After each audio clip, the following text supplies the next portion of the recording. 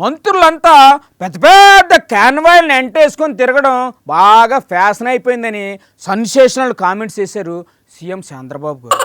ఆ క్యాన్వాయిల్ను కట్ చేస్తా అని వార్నింగ్ కూడా ఇచ్చారు. పనిలో పనిగా ఆయన అకౌంట్లో ఇంకో కొత్త క్రెడిట్ ఎక్కించేసుకున్నారు. నమస్కారం బాబు గారు, ఏంటి సార్ మ్యాటర్? ఈ రోజు ప్రధానమంత్రి గారు ఒక పిలుపిచ్చారు. ఏటా పిలుపు?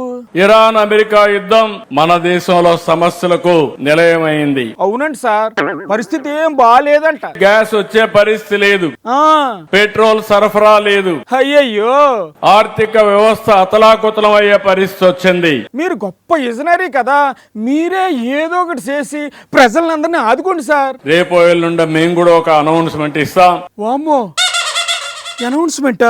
ఈ యుద్ధం వల్ల మనం కొన్ని నిర్ణయాలు కూడా చేయాలి. వర్క్ ఫ్రమ్ హోమ్ అమలు చేయండి అన్నారు మోడీ గారు. నేను మొన్నే చెప్పాను. వర్క్ ఫ్రమ్ హోమ్ గురించి మీరు మొన్నే చెప్పారా? నేను ఇప్పుడు చెప్పడం కాదు, వర్క్ ఫ్రమ్ హోమ్ అనేది ఇట్ ఈస్ ద రియాలిటీ. ఓహో, అయితే ఇది కూడా మీ ఖాతాలో రాసేసుకున్నారా?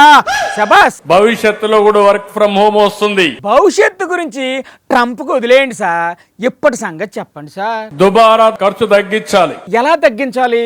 ఒక కాన్వాయ్ ఫ్యాషన్ అయిపోయింది. అవును సార్, పని తక్కువ క్యాన్వా ఎక్కువ అన్నట్టుంది పరిస్థితి. 10 వెహికల్స్ వెనకాల ఫాలో కావడం, మీ వెనకాల కూడా 10-15 వెహికల్స్ ఫాలో అవుతున్నాయి కదా సార్. అలాంటివన్నీ తగ్గించాలి. తగ్గించండి, మరి మీ చేతిలో పనే కదా. ప్రధానమంత్రి గారు ఇంకొక మాట కూడా చెప్పారు. ఏటి ఆ ఇంకో మాట? ఫారిన్ టూర్స్ అన్ని కట్ చేయమన్నారు. కట్ చేసేస్తారా మరి? తప్పకుండా కట్ చేయాలి. మరి మొన్న అంతమంది మంత్రుల్ని సింగపూర్ ఎందుకు పంపించారు బాబు గారు?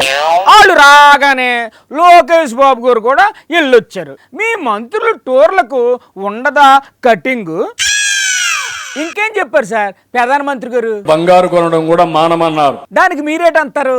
కొనమంటారా వద్దంటారా? మీరు కూడా ఆలోచించాలి. బంగారం అంటే మన వాళ్ళకి బాగా సెంటిమెంట్, కొనకుండా ఉండలేరు. నేను ఇంకొక స్టెప్ ముందుకు పోతున్నా. అమ్మో, ఏట స్టెప్?